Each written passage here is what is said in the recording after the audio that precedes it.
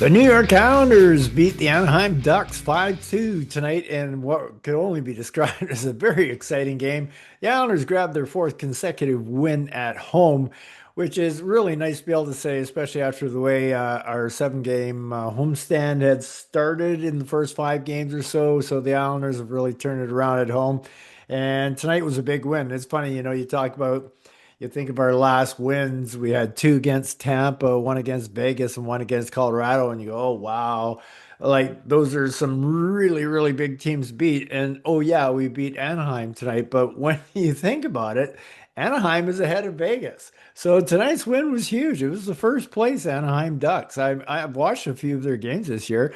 They're an exciting young team. They sucked so long. I mean, they accumulated a lot of draft picks. I mean, you can accumulate a lot of draft picks and pick the wrong players, but they accumulated draft picks and they've picked some of the right players. And this team is about to shine for some time now as their talent is really rising.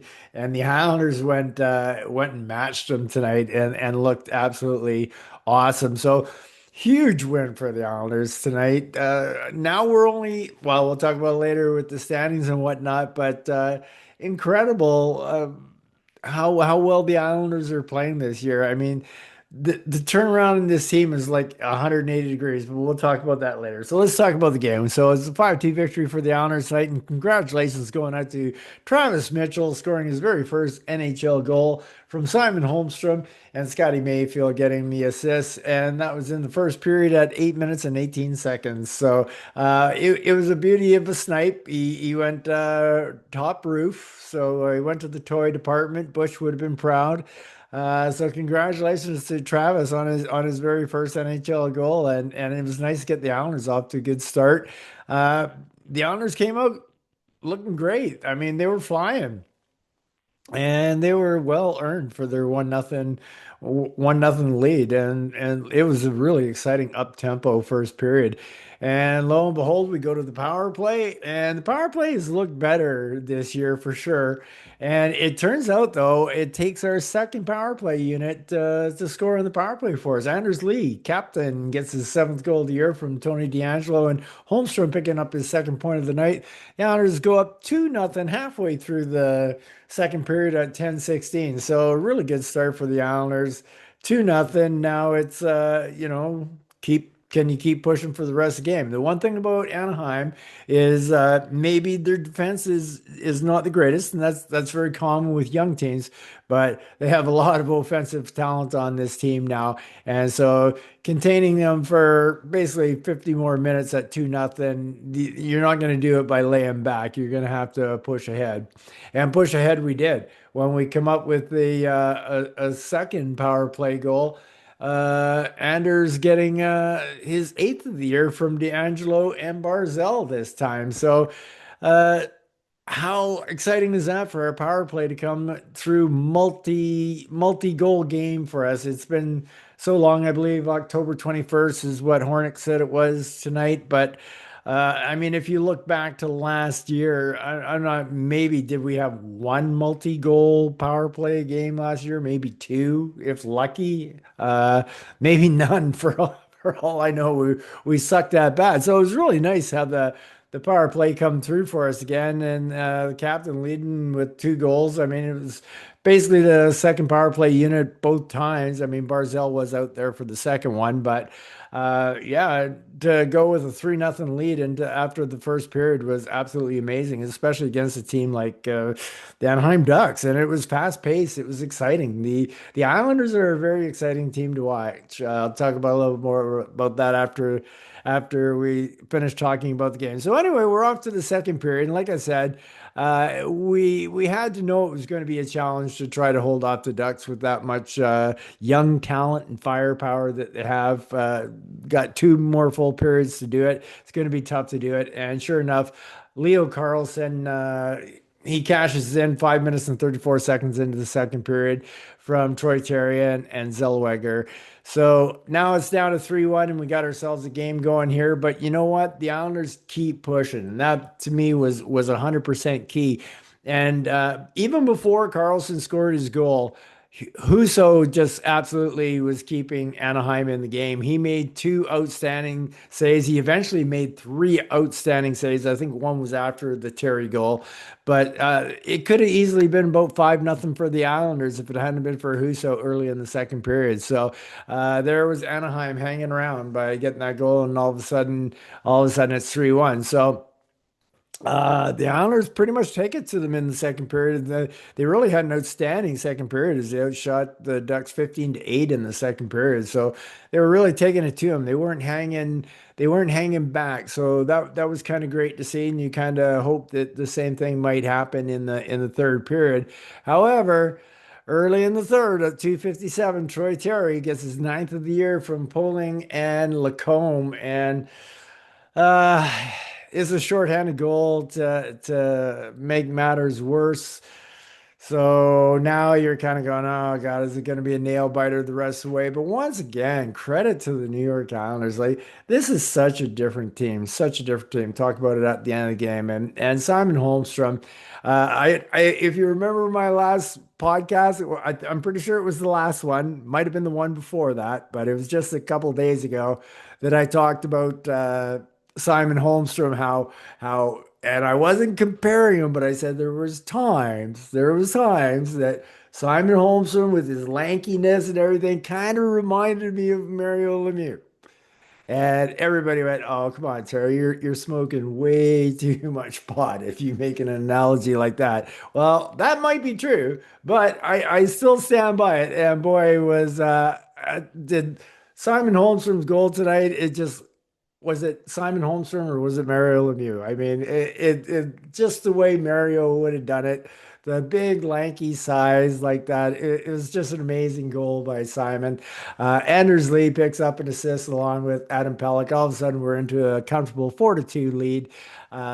6 minutes and 6 seconds into the third period, and it that's the difference between this team this year and teams gone by. When it went 4-2 and it was only 6 minutes and 16 seconds into the third period, I actually felt comfortable. There's no way I would ever have had that feeling in years gone by with this team. And they just kept taking it to them. They did. And Ryan Pulock finally gets his first of the year. Pajot and Lee picking up a helper as well. Anders Lee picking up his fourth point of the night, having a fantastic game as a captain. He had a chance to get the hat trick into the empty net, but he missed that. So tough luck there. So anyway, the New York Islanders win 5-2. 5-2 and are full credit for the victory. Full credit, 100% credit for the victory. They skated toe to toe with a very fast and exciting and young team. And the Islanders were just as fast. We might not be as fast foot wise, but we're pretty close. We're pretty close. But the Islanders move the puck fast, and that makes us fast. So it's hard to play us if you're moving the puck quick and you can wear the other team down. But even with saying that, like the Islanders are so much faster, and we did it all in just like 1 year. Like the addition of Heineman, Ritchie, and Schaefer, just those three guys alone, their speed. Uh, from last year's team to this year's team, it's huge. It's huge. We are fast, we are exciting, and a fun team to watch. I watch this particular show.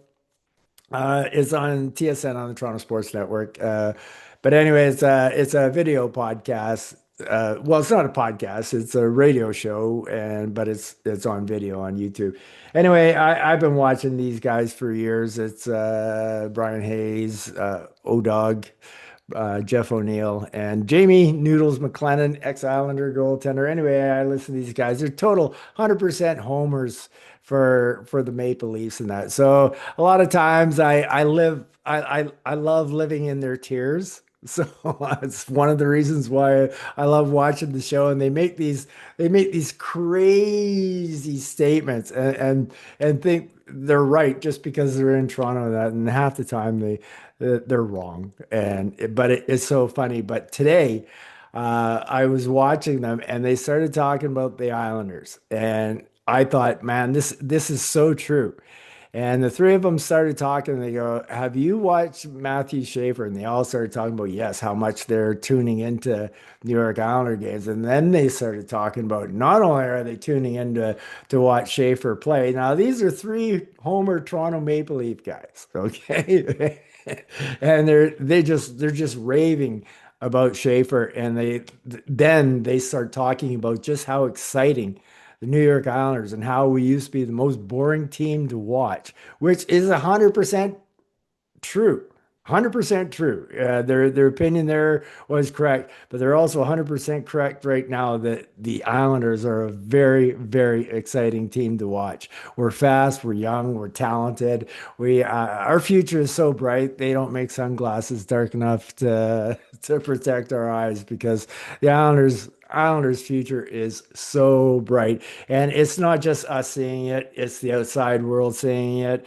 I mean, up in Canada here, they're talking about that Schaefer needs to be on the Olympic team, and they're 100% right. He does need to be on the Olympic team. So, anyway, just a super game by the Islanders tonight, 5-2 victory over the Anaheim Ducks, spreading the scoring around like different players stepping up at different times. I called Holmstrom out, I think a few games ago when I made a podcast, said we need more out of him, and he showed it, and he kind of led tonight. And even a guy like Anders Lee, I thought in the last couple of games has really picked up his play. So anyway, let's get into talking about how the players did tonight. All right, no better player to start with than our captain, Anders Lee. What a game for him tonight. 2 goals, 2 assists for 4 points, +1 tonight. Just led by example all the way.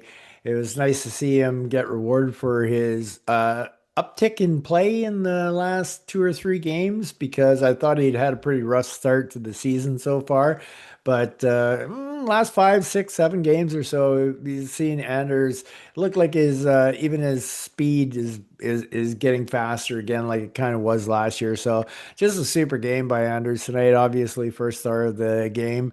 Also had 2 shots on net with his 2 goals. So like how can you do better than 1,000 shooting percentage tonight? Simon Holmstrom, who I talked about, saying we needed an uptick in his play. He comes through with a goal and 2 assists tonight for 3 points. He was a +2 tonight, so really super game by Simon tonight. What a beautiful goal! Like I said, as I was talking earlier, the way that rangy long reach of his and he's very very deceptive with his hand speed. He's so good with his hands. He's like I said, there's just flashes in times that Simon Holmstrom reminds me of Mario Lemieux. It's just no comparison, Simon, no pressure, but like there's moments. I mean, there just are. And to ignore it and not say it because it's too egregious of a comparison, well, I that's not the way I roll. So anyway, I say he looks like Mario at times. So there you go. Tony D'Angelo, I thought had an awesome night tonight. He made things happen by making sure the pucks got to the net tonight. So he ended it up and got rewarded with 2 assists tonight because of that. And it wasn't like slap shots or anything. It was just getting that puck through. Pucks that Anders could deflect, pucks that you could get off a rebound. So Tony ended up a +1 because of it. He also got 1 shot on net tonight for himself and overall had a very sturdy, steady defensive hockey game. So really well done. Ryan Pulock is all of a sudden just putting up numbers in the scoring department, and he gets a bit of fluky goal tonight. It was a nice deflection by Chris Kreider, but they all count. You shoot the puck and you got a chance to score. So Ryan picks himself up his first of the year, and but he did. He had 4 shots on net. That's what happens when you shoot at the net. One of the 4 went in, and it wasn't a great shot, but it went in. You shoot, you score. That's kind of what happens. So, and like I already said earlier, congratulations going out to Travis Mitchell on getting his first goal of his NHL career. Very happy for him. One thing I did notice about Travis tonight. I thought he was a little bit hesitant in his defensive decisions, just a smidge behind. But overall, I still thought Travis had a good game. He reminds me of a more polished version of Scott Mayfield, a better skater, better with the puck, but plays the same kind of style as Scott. He's a defensive oriented kind of guy. And the one thing that Scott has over Travis, and is a big thing that Scott has over Travis, is experience, and that's what makes the difference between a guy like Travis Mitchell and Scott Mayfield. But overall, you got to be pretty happy with Travis's game tonight. He was a plus one. He did get 3 shots on net, and he also had a hit. So, really good game by Travis. One to remember, getting your first goal, getting a win. Being in the plus department, shots on net.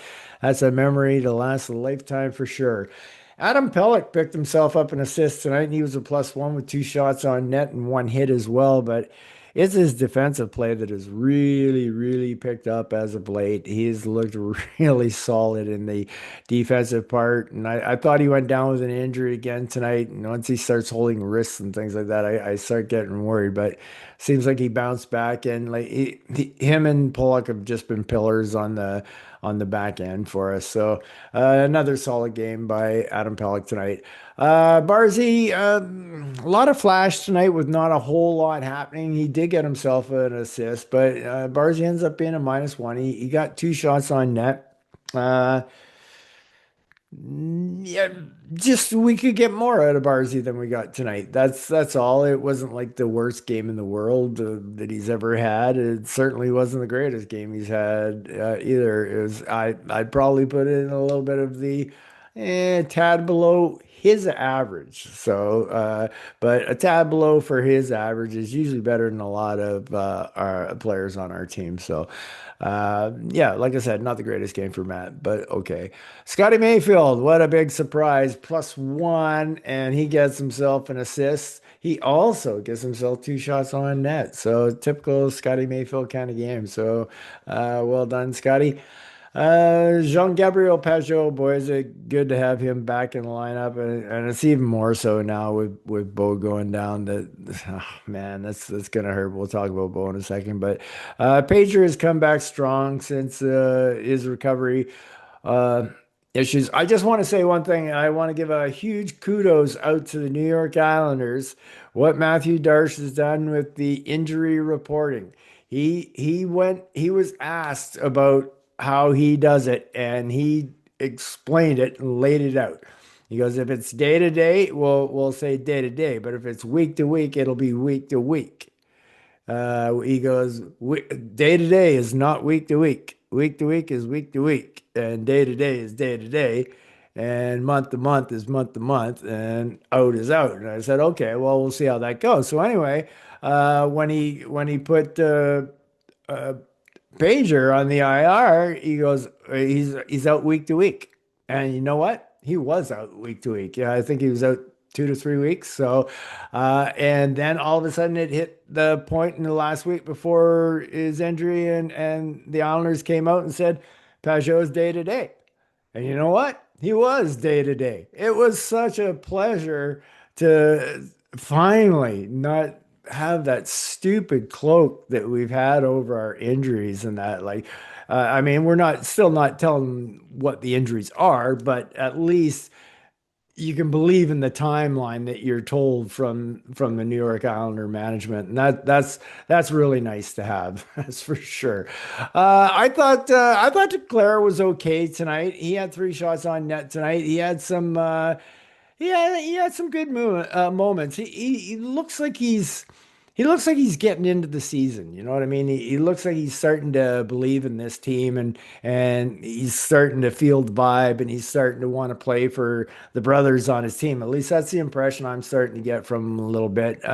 He still has his warts with his mistakes. He has his giveaways and whatnot, and got a non-existent penalty tonight. Which man, I don't even want to talk about NHL refs. It's just the reffing is just so bad. It's unbelievable. But yeah, so I thought Anthony was actually fairly engaged tonight. So not too bad of a game. Now we got to talk about Bo, and Bo ends up with two shots on net and zeros across the board after that. However, it's the injury that we're all thinking about, and it is, it's hard. It's hard. It looks like it could be a season ender. It looks like it could be a week to weeker, could be a month to monther, could be a day to day. It's uh it's the entire range, but the way he went off, I'm up around the end of season, month to month kind of area. I guess I could live with week to week and month to month, but that hurts us. I mean, that's a lot of goals we just lost. It's the two guys that we just lost, Paul Mary and Horvat. And what's the thing both players do? They score goals, right? So this is going to have to come by committee for the rest of the Islanders. And you know what? It's a different Islander team than the past. There's a lot of young talent on this team. Young talent is going to get exposed to some ice time, and a guy like Callum Ritchie just might explode with newfound ice time with good hockey players and stuff like that. So it remains to be seen what's going to happen there. But super proud of the Islanders that they kept plugging away in this game once Bo went down. Like, I mean, they all play stupid when interviewed. Oh, we're not sure, but they know. They know. They know right away. When they went in between periods, they knew whether it's going to probably be a long term or if it's going to be a fairly short term. But they're not allowed to tell us. So for them to bounce back, and I've got a feeling from the thing I got from the Anders Lee interview was it was one of those, well, we'll see when he was being interviewed by Shannon. He didn't say these words, but to me it sounded like, well, we'll see what the MRI says. And he didn't say it with a whole lot of confidence, which is usually generally a bad thing. And my heart bleeds for Bo because, as you know, I am the Canadian Islander fan. So I was really hoping that Bo was going to get to live his dream of being on Team Canada. And I was really pushing for him, and I was so happy with the success that he was having this year for the Islanders. But it just seems like the last nail in the coffin for any chances that Bo had of making Team Canada. I think he was on the fence, but I think he was starting to be on the good side of the fence. And this is just a killer. This one hurts the old heart for Bo for sure. Oh man, that's a killer. All right, let's talk about Mark Gatcomb. He had zeros across the board, but he also had three shots on net. This guy to me, has been a turning point for this team. He showed up after what was it, the 1-3-1 5 game opening part of our homestand. He showed up after that, and ever since then, this team has been a completely different team. We've looked way faster. Our fourth line is so much faster because of this guy, and he's out there hitting people and he's doing things, and it's like that how he wasn't in the lineup in the start of the season. I know I've already said this, but I just don't understand. But anyway, we can't take him out. He had 7 hits tonight. 7 hits. 7 hits. He does not lead the lineup for the rest of the year. I'm trying to think who could come back. I guess nobody because Palms ain't coming back, and I don't think Horvat's going to be coming back either. And I guess the other one is Roman also. He's a defenseman. So Gatcomb better not leave this roster for the rest of this year. He should probably be imprinted on it as long as he plays like this. And he's had such an effect on other people. And the other people that I'm talking about is Kyle McLean. Kyle McLean's game just all of a sudden picked up once Gatcomb got here. It was like they were skating together. They were skating like the wind together out there, trying to cause and create havoc. But I give it all to Gatcomb. Gatcomb's the one who did it. But kudos to Schaefer who finally, joined the fray. Kyle had zeros across the board tonight, but he also had 4 hits. So between the two of them, they had 11 hits. And I kind of compared them a little bit to the Hanson brothers, where they were wheeling out there and start getting up 11 hits in that. Of course, obviously, they're not going to be the fighters because that's just not the way hockey's played anymore. But yeah, it's been impressive to watch that fourth line, that's for sure. Matthew Schaefer, wow, some of the moves that kid made out there tonight was just insane, absolutely insane. Like there was a point there where I swear to God, I thought I was watching the Islanders doing their best impression of being the Harlem Globetrotters, the way they were dancing with the puck in between players and tossing the puck around and that. It was just like it was amazing. And the funny part about it is, now I'm gonna say, and it wasn't his best game. This was not one of Matthew's better games.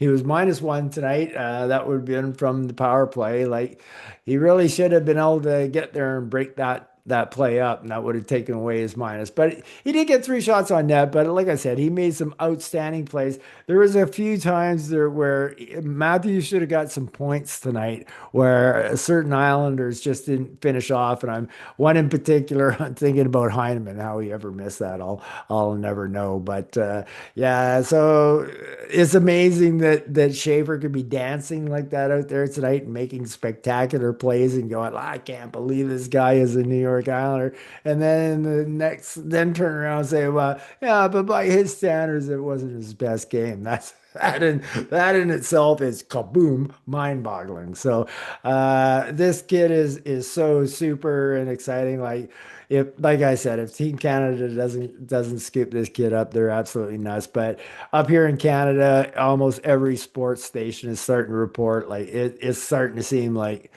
Schaefer is going to be one of the guys on the team. So that would be amazing if that happened. So uh, I'm hoping for you, Matthew. I'm hoping for you.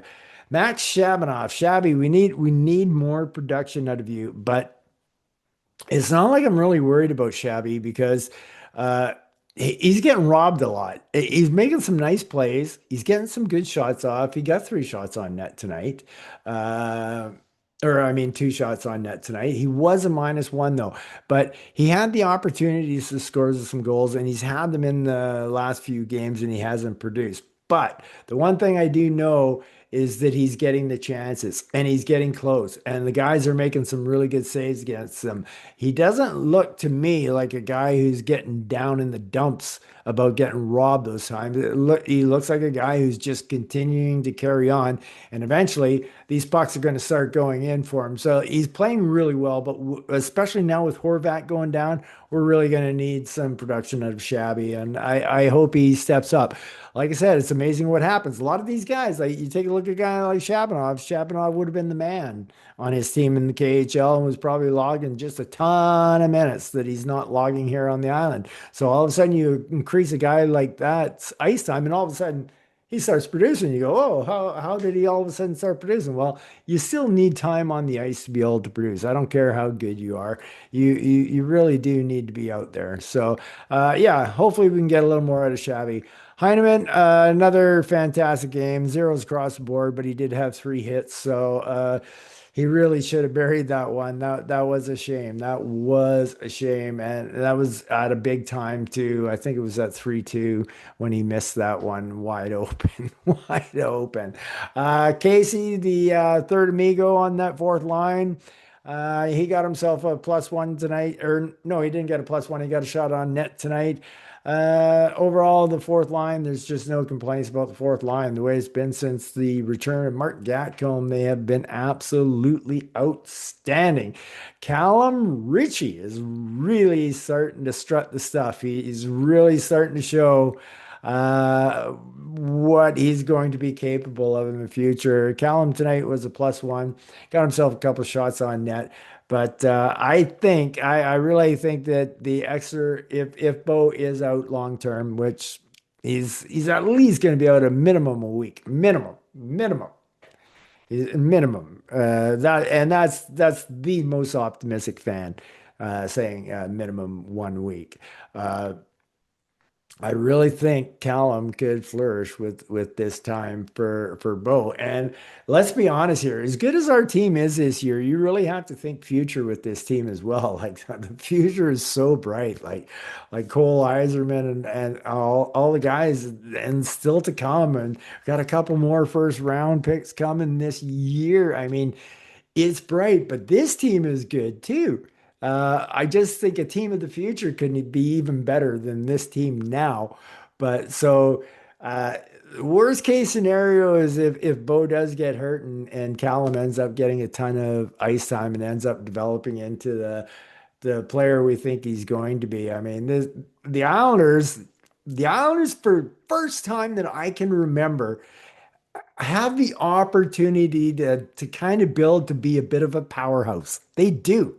They do. They have the players now that if everything bounces right and whatnot, that everything rolls their way, they could be a future powerhouse in the NHL. I mean, that's just how good Matthew Schaefer is. And then you start throwing in a guy like Callum Ritchie, and you got Green and Iserman, so many prospects. You got George going, you got Eklund, you got Aitchison, like oof.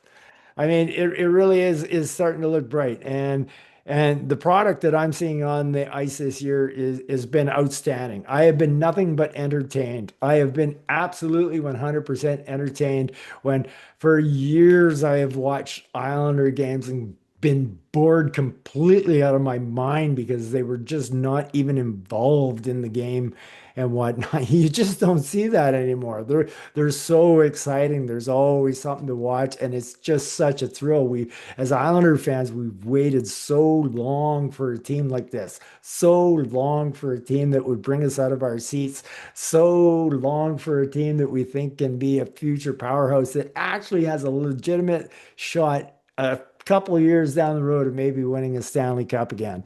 I mean, that's the way I see it. So, yeah, still one more guy to talk about tonight, and that's Big Save Dave. I mean, let's be honest, man. The guy was solid. The guy was solid. Huso kept the Ducks in the game, no doubt about it. But Dave didn't budge. Dave kept us in the game. Solid saves, 939 save percentage tonight. 31 saves out of 33 shots. Can't go wrong there. Another fantastic game by Dave. I picked him up on my fantasy because I need a goaltender for the playoffs when the playoffs start. So I got Big Dave sitting in the wings, getting ready to go for my playoffs. And my playoffs that I'll be playing for will be first overall pick, not to win the league. But I need Dave. Dave's going to come through me for me because he's Big Save Dave, and that's why.